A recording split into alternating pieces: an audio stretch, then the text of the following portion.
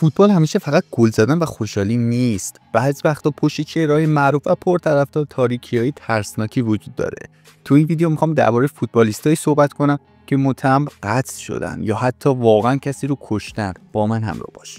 شماره 1 برونو فرناندز. برونو فرناندز یونایتد نه، برزیلیه. جرم قتل دوست دختر سابقش الیزا سامودیو. برونو دروازه‌بان تیم فلامینگو بود. ستاره بود، محبوب بود، ولی سال 2010 مشخص شد پشت پرده ماجرای وحشتناکه اون با دوست دختر سابقش مشکل داشت، چون ازش بچه‌دار شده بود. طبق تحقیقات الیزا روبوده شده، شکنجه شده و بعد بدنش به سگ‌ها داده شد تا هیچ اثری نمونه. دادگاه برونو رو به 22 سال زندان محکوم کرد، اما چند سال بعد آزاد شد و حتی دوباره بازی کرد. شماره 2 مارکوس آلونسو. جرم تصادف منجر به مرگ. سال 2011 مدافع اسپانیایی مارکوس آلونسو تو حالت مستی با سرعت بالا رانندگی میکرد. ماشینش واژگون شد و یکی از سرنشین‌ها یه زن جوان جان باخت. مارکوس دستگیر شد، اما او پرداخت جریمه مالی آزاد شد و حتی تونست تو تیم‌های بزرگ مثل چلسی بازی کنه.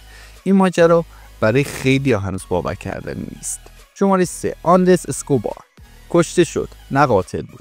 این مورد فرق داره. آندرس اسکوبار مدافع تیم ملی کلمبیا بود. تو جام جهانی 1994 یه گل به خودی زد و کلمبیا حذف شد. 2 هفته بعد بیرون از یه رستوران با 6 تا گلوله کشته شد.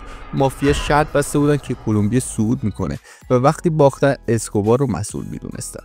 این قتل هنوز هم یکی از تلخ‌ترین لحظات تاریخ فوتباله. جورج بست درگیر مرگ در تصادف. جورج بست افسانه‌ای ترین بازیکن منچستر یونایتد به خاطر الکل و بیقانونی معروف بود. در یکی از تصادفاش باعث مرگ یه نفر شد، ولی چون شرایط جسمی خودش بحرانی بود زندان نرفت. اون همیشه با احتیاط جنگید تا آخر عمرش. آرون هرناندز فوتبالیست NFL اما مشهور به قتل. آرون هرناندز بازیکن فوتبال آمریکایی بود، ولی انقدر پروندهش معروفه که نمیشه نگفت. اون اول ستاره بود، بعد به قتل چند نفر متهم شد و تو زندان هم خودکشی کرد. داستانش حتی مستند نتفلیکس هم شد. فوتبال همیشه روی خوششون نشون نمیده. بعضی بازیکنان با انتخابای اشتباه زندگی خودشون و دیگران رو نابود کردن.